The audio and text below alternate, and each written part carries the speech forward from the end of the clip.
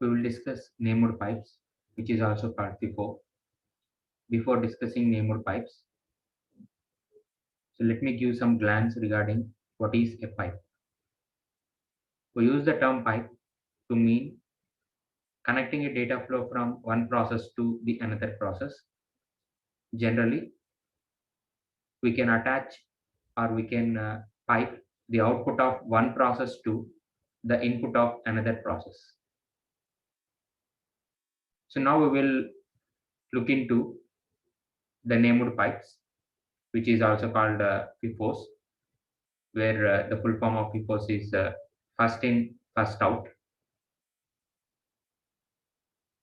And we have been able to pass the data between related programs with the help of pipe.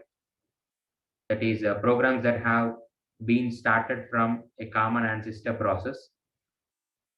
But the unnamed pipes are not convenient. So what is the reason why it is not convenient? As I just now stated that we have used pipe able to pass data between related programs, that is programs that have been started from a common ancestor process. Often this is not very convenient. That is the reason why unnamed pipes are not convenient. And because we would like to communicate the unrelated processes so that it can able to exchange the data. So if you want to provide communication between unrelated processes to be able to exchange the data, then I can do this with FIFO, so which can make it convenient, which is often referred to as named pipes. And a named pipe is a special type of a file. So we need to remember that everything in Linux is treated as a file. So named pipes is also treated as a file in Linux. So which is a special type of a file that exists as a name in the file system, unlike the unnamed pipes or pipes, which does not have any entry in the file system, but the named pipes has some entry in the file system. So that is the reason why a named pipe is a special type of file that exists as a name in the file system, but behaves like the unnamed pipes or pipes that we have discussed just now. And we can create the named pipes from command line and from within a program. So I will show you the commands, so which will create the named pipes. One is mknbody command, where we need to provide the parameters or arguments like file name and p. Here p represents the pipe that is to be created. That is a special file that I want to create. The special file name here is the file name that I have specified as an argument. That is the second argument in the line, mknbody space file name space p. Anyhow, the mknbody command is not in the open command list, so it may not be available on all the Unix-like systems.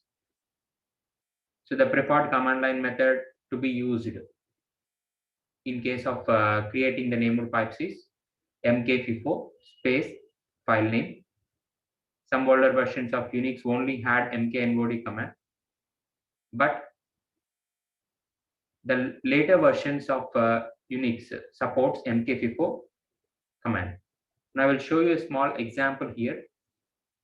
When I execute the mknbody command with file name file space p, and when I press enter, it shows nothing. That means in Linux, as we already discussed, that once the command is executed successfully, it doesn't return anything to the user, means it returns 0 if it is success.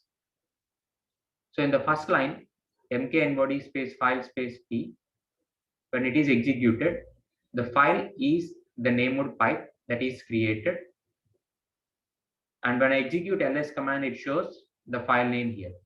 But I need to know whether this file is a regular file or a named file. So for that purpose, I am executing ls command with -l space file. So it shows the line like this, which contains the permission bits preceded with the special character, which represents whether the file is a regular file or character special file or named pipe, etc. Here P is represented in the first bit. That means as I specified, P represents creating a named pipe. So P is the first alphabet here for the particular file. So it is a named pipe. Similarly, I can create the named pipe with the mkfifo command just by specifying the file name. Here I have given file1 as a file name here. And when I execute ls space -l space file1, it shows the same like the one which was shown in this line with the first alphabet as P for file1. That means it is a named file. Simply, when I execute ls space -l, it shows the 3 lines where the first line represents readme.txt file and the remaining 2 lines represents the named pipe file and file1, which was created with mknbody and mkfifo command respectively. Now I need to create a named pipe. So for that purpose, I'm going to show a small example program. So from inside a program, we can use 2 different calls. One may be either mk nbody or mk fifo, so which we have discussed it just now. But in the previous slide, I have discussed it with you regarding the command names. Now I am discussing the function calls. So these function call names and the command names are same. So in the program, we have to use these header files followed by the function call is mkfifo or the function call may be mknbody. In case of mkfifo, I have 2 parameters, that is a file name, another one is mode bit. I need to specify the file name along with the mode bit. And in case of mknbody, I need to specify the file name and I need to specify the mode bit followed by, as I told you when we are discussing mknbody, I need to specify P. That P is represented here like s_if_ifo. That means I need to create a FIFO file. Specifically, I need to mention for mknbody, but in case of mkfifo, it is not necessary. And I need to specify dev_t0. And these 2 function calls are going to return some integer value. On success, it may return 0, and on failure, it may return some -1 as an error. Now I will show you a simple example program. So where it contains these list of header files along with the 2 list of header files that I have shown here. And I'm going to use mkfifo instead of using mknbody.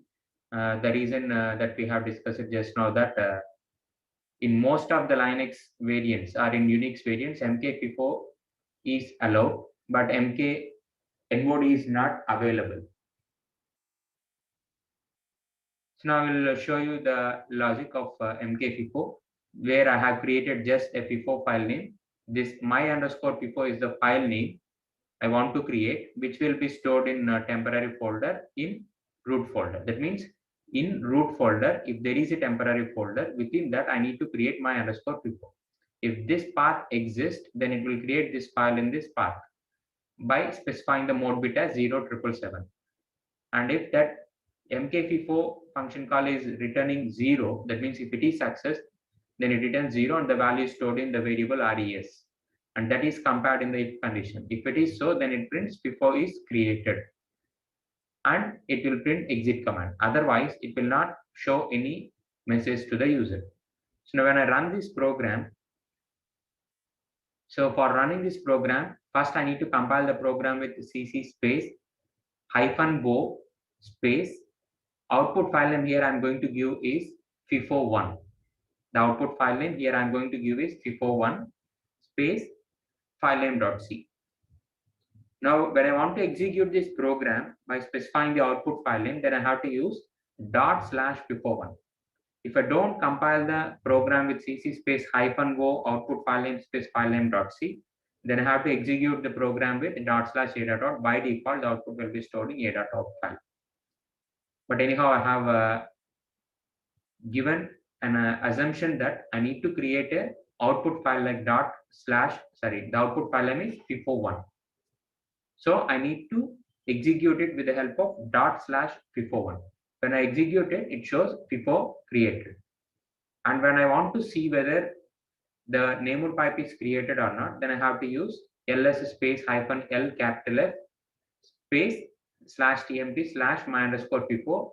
And when I enter, then it shows, that means when I execute, it shows the line which was shown on the screen, which contains the first alphabet as T, that is a special character, so which represents the my_FIFO is a named pipe.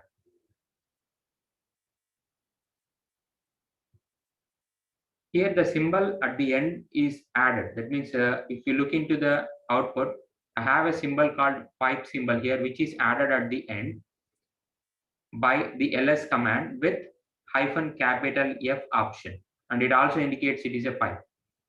If I don't specify capital F, it won't add pipe at the end of this line. And here the program uses mkfifo function to create a special file. Although we have asked the mode bit as 0777, but this is altered by the umask value. By default, the umask value is 022 when we execute it in the Linux PuTTY or in any terminal, just as in normal file creation. So the resulting file has the mode bit 755 because the umask value is 022. So the mode bit specified here is 0777. So the file permissions has 755. That means read, write, and execute for users, then write and execute for others and group. And if your umask is set differently, for example, if you want to set the umask value to 0002, then you can see some different permissions on the created file. Now we can remove the FIFO file just like a conventional file using the rm command or from within a program by using the unlinked system call. Now I need to access a FIFO file. For that, first try reading the empty FIFO file by using the following line, that is cat /temp/my_FIFO. Here the my_FIFO is the file name that I have specified in that particular path. Or you can specify your own named pipe as a parameter for cat command after the input redirection operator <. Now try writing the data to the FIFO file. You will have to use different terminal because the first command will now be in hanging state, waiting for some data to appear in the FIFO because we are reading the data from an empty FIFO. And so to write the data onto the FIFO file, I'm going to use echo some string I want to write, that is hello world is a string that I want to write it onto the FIFO file. Now you'll see the output appear from cat command if you don't send any data down to the FIFO, and the cat command will hang until you interrupt it. Conventionally, we may use Ctrl+C. So now I would like to discuss about the client server using FIFO, where I am going to create client.h header file, which contains the following list of header files like Unix standard header file, standard library, standard input output, string, file control, limits, types, and stat.h. Now I would like to define server_FIFO_name, client_FIFO_name, and the size of the buffer. And along with that, I'm creating some data structure like data to pass to the server.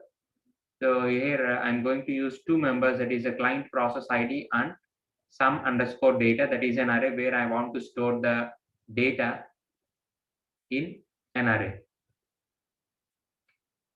So first one is I have created this client.h header file, which defines the data common to both client and server programs.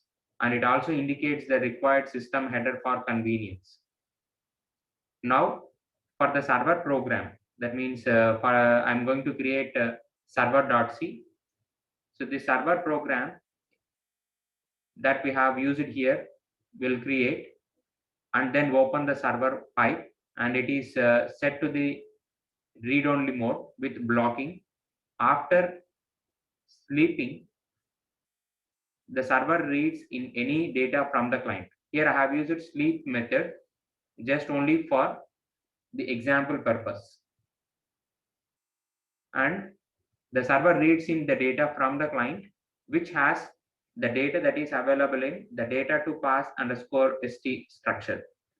So these are the members of the main function where I have used server FIFO file descriptor and client FIFO file descriptor, and the structure variable my underscore data to access the members of the structure like the client process ID, and the sum underscore data array.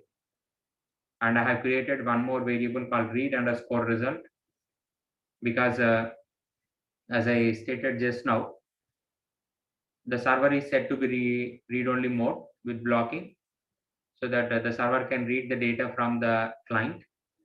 After sleeping, the server reads it in any data from the client. So now I have created a client underscore FIFO as an array here, and some pointer variable temp underscore char underscore ptr.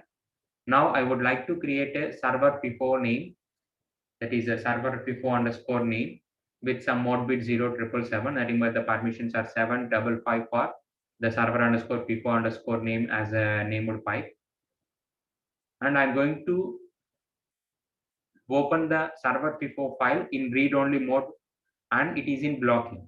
If I don't want to make it block, then I have to use o underscore non-block. But I didn't use any o underscore non-block flag bit here. If you look into the example here, I have used the open system call with server underscore FIFO underscore name, where I have opened this because I want to read the data from the client.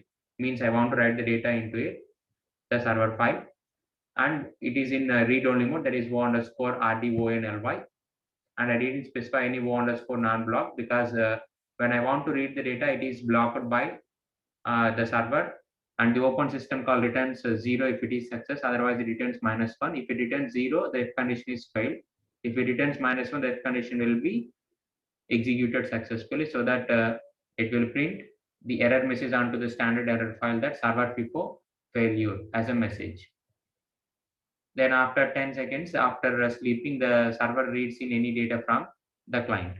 So the data that is to be read from the client is done with the help of the following block of code, which is defined in the do while, where I'm going to use a read system call with the server file descriptor and my underscore data, which is the address of the data structure that I have used, and the size of my underscore data. That means I want to store the data in some underscore data in the data structure that I have passed here. So for that purpose, I'm using this. And if read underscore result is greater than 0 means I want to read the data. That means I have some bytes to read. That is the meaning of read underscore res is greater than 0.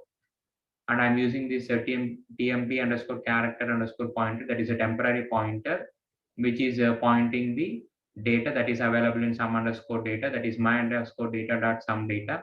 That means I'm going to pass the address of my underscore data where I can access the data that is available in the array, that is some underscore data.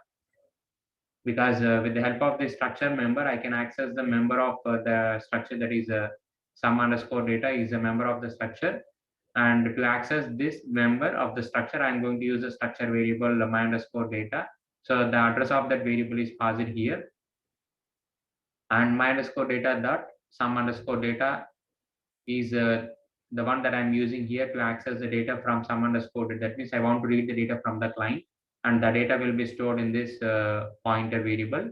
And I'm going to check the while condition if the pointer contains any information or not. If the pointer contains information, then that means if the pointer is trying to read the characters, then the characters will be converted into uppercase and the pointer will be incremented. And I can combine the client underscore FIFO name with the received client underscore process ID with the help of the following statement, that is sprintf client underscore FIFO, comma, client underscore FIFO underscore name, comma, my underscore data dot client PID. That means I want to combine the client process ID with the client FIFO file name. So for that purpose, I have to use the sprintf statement here. Then I need to send the processor data back, opening the client pipe in the write-only mode with blocking mode. Finally, I need to shut down the FIFO file by closing the file and then unlinking the FIFO file. So for that purpose, I'm going to use the following code. That is a client FIFO file descriptor equals to open client FIFO in open write-only mode. I want to write the data to the server in blocking mode. That means when the client is writing the data, the server don't respond. The server will not be able to respond. That means the server should not disturb the client process. So that I have used blocking mode. And the open system call will return 0 if it is success, and if the if condition is fail here, it will not write the date. That means if the open system call returns 0, the if condition is success. That means the client underscore FIFO underscore file descriptor is not equals to -1, so the condition is true.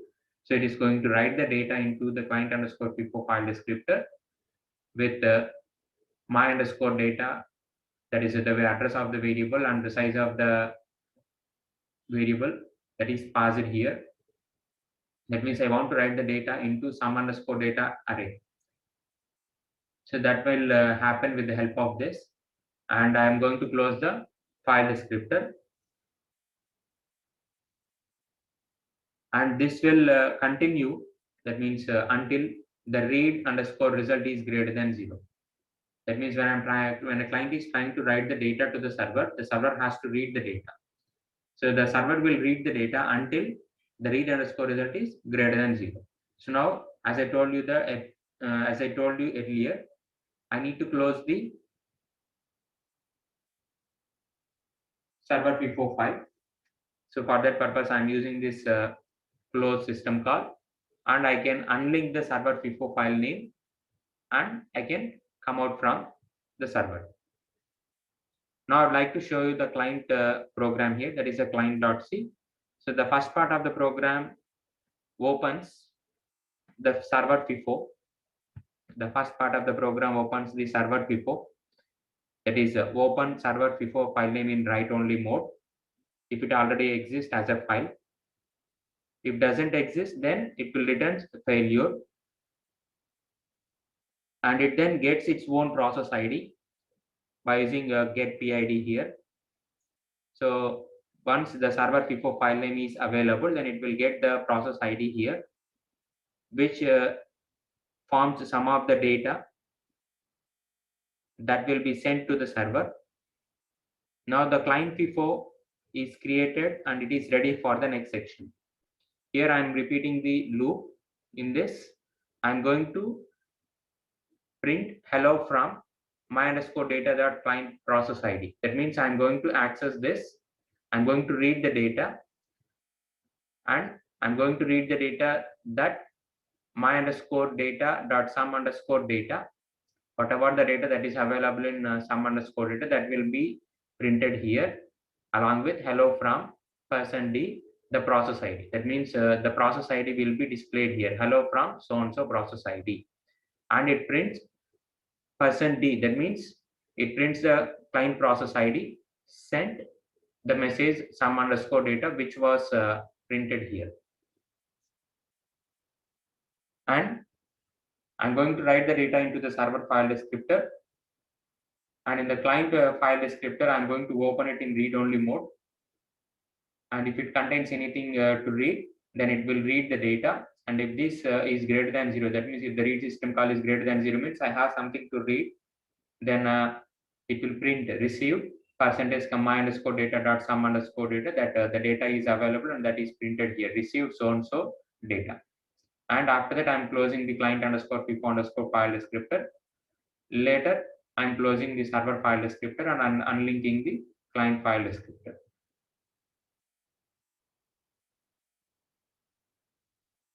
Now, when I execute this program, I will see the following, where /server is the output file name that I have created with cc space -o space server space server.c, and /client is the output file name created with the statement like cc space -o space client space client.c. And I'm executing the server in background, and I'm executing for loop with 5 iterations by specifying the client in background in the for loop.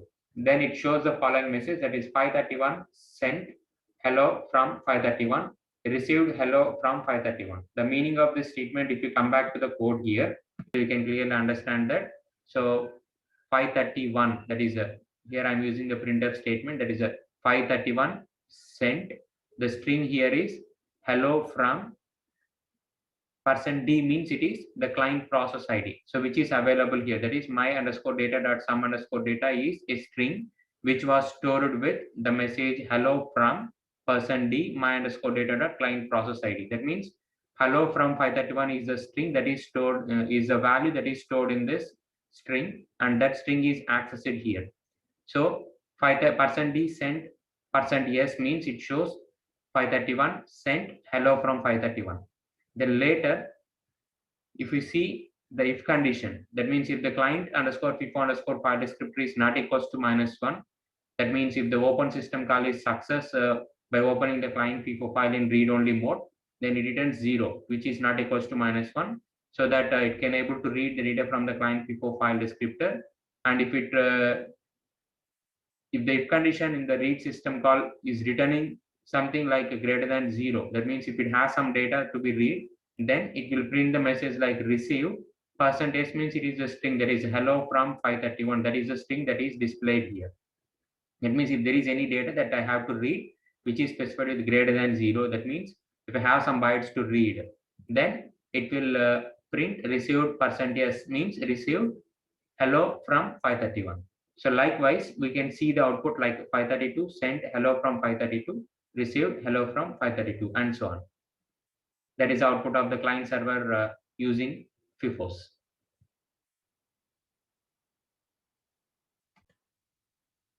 Thanks for watching the video.